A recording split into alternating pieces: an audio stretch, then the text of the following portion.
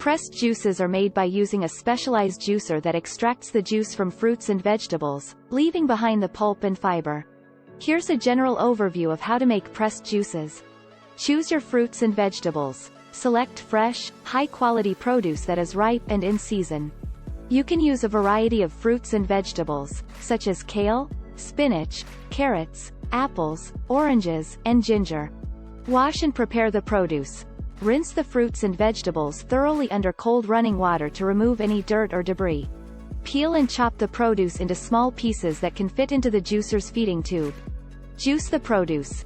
Using a specialized juicer, feed the chopped produce into the juicer's feeding tube, and press down with the plunger.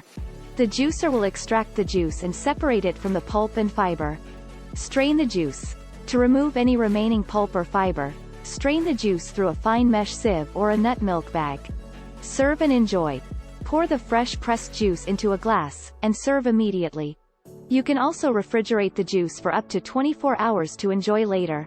Note: it's important to clean your juicer thoroughly after each use to prevent bacteria buildup and maintain the machine's longevity.